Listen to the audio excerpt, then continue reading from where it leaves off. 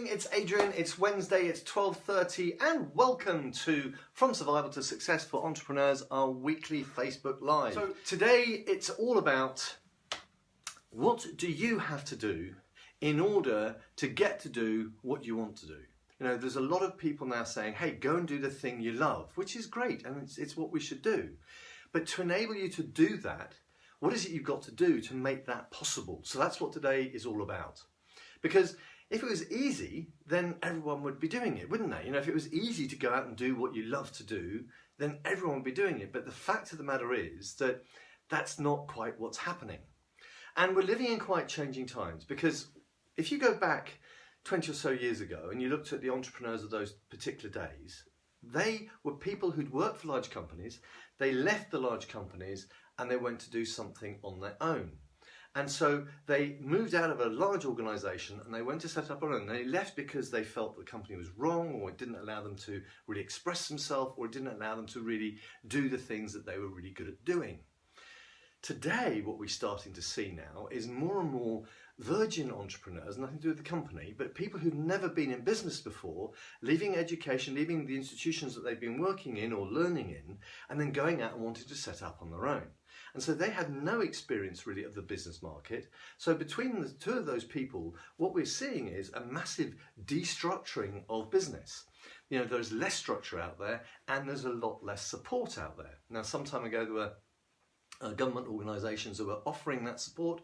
But again, with cutbacks and changes, there's less and less. And there's been a massive rise of networks, business support networks, of wealth investing networks like Wendy and I run, PIN, WIN, 4N, all sorts of things out there, BNI, Athena. There's lots of networks doing exactly what they need to do, which is support small businesses. I was at the awards ceremony last night for the Birkbeck University of Birkbeck College for their Pioneer Programme, which is directed at those virgin entrepreneurs, people who are wanting to design a business, go out and think about creating a business. And we had 6 finalists presenting. If you saw my Facebook Live on the business page last night, I was there just before the event. And we had 6 fantastic presentations from different businesses, and I'm going to be coaching the winner of the best business idea, and I'll be telling you more about that maybe later on. But what's happening at the minute is that if we look at the environment we're in, where we have all of this small business really out there employing 60% of the workforce and getting on with it and doing it, you need to be able to build that business, and you need to be able to build it in the right way. Now, the myth or the reason that most people went out and started their own business or set off on their own was they wanted to control their time, they wanted to have more time for themselves, they wanted to earn money for themselves, they wanted to be less stressed, they didn't want to have to deal with the politics of this business. And what happened is that they arrived, and after a while they realised that they didn't have any spare time. They were working every hour God gave to try and make their startup business work. They weren't earning more money, they were earning less money. They had more stress because of all the pressures of the money and the people and the challenges on them, and they had less freedom. But it doesn't have to be like that. And this is why we have such a high failure rate in startup companies. In this country, it's somewhere around sort of 95% of startup businesses fail, which is a horrendous figure. And it doesn't have to be like that.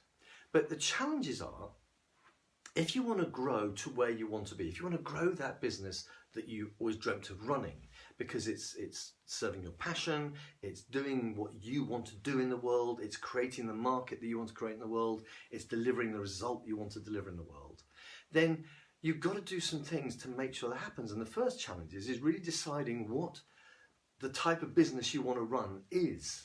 I mean, whatever area of industry or specific area of expertise you want to be working in, you've got to decide what type of business you want to be running. And that's a really difficult question sometimes to answer. You need to really think about, what are we trying to achieve with this business? And then you've really got to figure out what your role is going to be in this. Not what everyone else's role is going to be. What are you going to be in there? Who are you going to be in that business? And then you've got to build the right foundations around you to enable that to happen. And what we see with a lot of solopreneurs and startup companies is that the founders don't get past that point. They don't get past the point of going, okay, I'm actually going to run a business. Now, for many, it may be a lifestyle business, so actually it's just ticking over and they're getting enough out of it, and that's fine. But if they want to take it to the next level, if they want to actually develop it into something powerful, then you have to figure out a way of building the foundations that's going to enable you to build that business and not just a solopreneur business. But if you want to stay there, that's great. But again, as a solopreneur, you want it to deliver the results you want it to deliver for you. So if you're building the business around your superpower, about your passion, about your dream, about your goals, then you're going to need help. Either because you're going to need people on your team, or you're going to have to find people to partner with outside of your business so that they can help you get to the level you want to get to. So this is not just about you, it's about the business you're going to build that's going to enable you to do what you want to do. And that's it's a big challenge. The first one was about, who is your business for? Really understanding what your customer is. And we had that talk, and here's the sheet we did for that one, for who is it for? Really understanding who your business is for so that you can think about everything that they need, they want, and you can focus on them. And then we asked the question, what does your business do? What actually is the transformation, the service, the outcome that you provide for your customer? And if you're starting out, it's the outcome you're going to want to provide because you won't have done it yet. And then the really, really important question is, what do you want your business to do for you? Why are you doing it? For your purpose. What is your purpose of doing the business? What are you getting out of it? What's it going to do for you? And by doing it for you, you're being able to serve your community in the world the way you want to do it. So here's a question for you. If you haven't answered those questions yet, really, what is stopping you answering those questions? And part of it is because they're not easy questions to answer. You have to get in there and really struggle and get in there and work at it to work out exactly why you're doing the business you're doing. What's it doing for you? Who's it for? And what's the transformation you're providing? Once you've got that worked out, then it's how do you communicate that in such a way? How do you communicate your vision for your business, the purpose for your business, the values for your business to the people that you need to have working with you so that you can actually make it work? And there's really a number of things that you need to think about there. Is like, how do you get people to contribute to your business? Well, you get them to contribute because they understand the framework. You hear me talk about the tennis court, the playing field that your business is.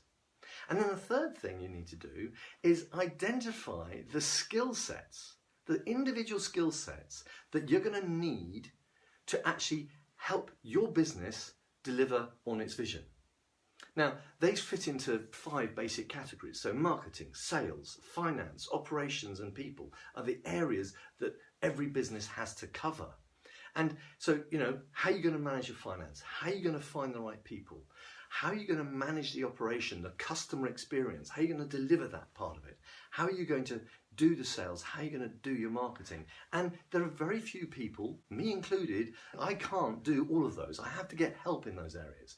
Every business person has to get help. And that's why when you're working for a big company, it's great because there's a marketing department, there's a sales department, there's an operations department, there's a customer service department. There's all these things around you to support you doing it. And when you leave with your superpower, you think, oh, I'll do it all myself. And then you suddenly realise, my God, that structure was really helpful. So how are we going to get that structure around you? Ask yourself this question. If you're doing the marketing, would you hire you? If you're doing the sales, would you hire you? If you're organising the operations, would you hire you?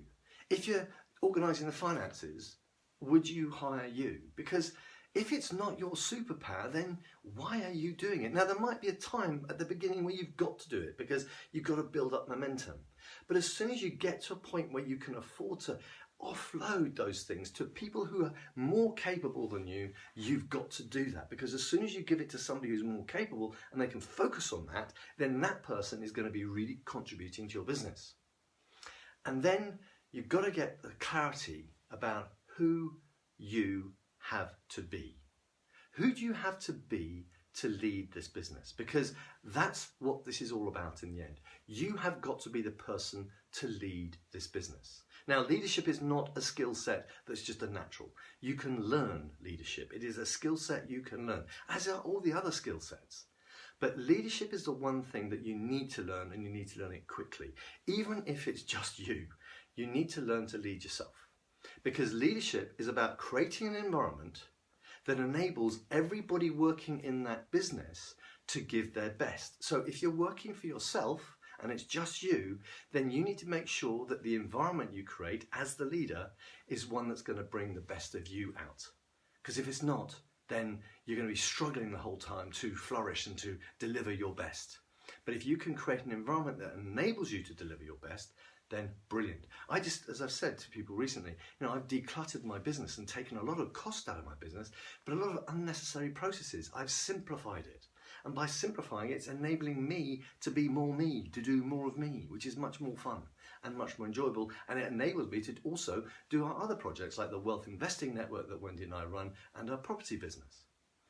So when you're clear about who you have to be, then you'll be able to attract the right people. And in fact, when you are clear about who your business is for, what it does, why you're doing it for yourself, when you really can communicate that to other people, you can communicate your purpose, vision, values with such clarity that people get it, when you can identify the skill sets and really know what you need to have, the skills you need to have, the contribution that people need to make to your business, and you're clear, totally clear about who you are, then the people you need will start to show up.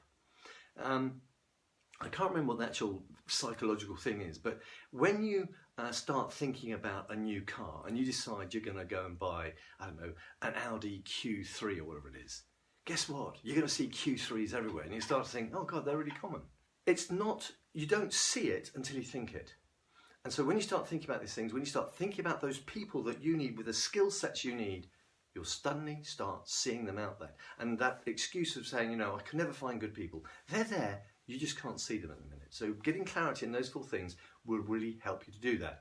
And then the right people will appear for you to be able to lead and grow your business to become the business that you want to be running. And so that's what you've got to do. Those 4 things to be able to start to run the business you want to run.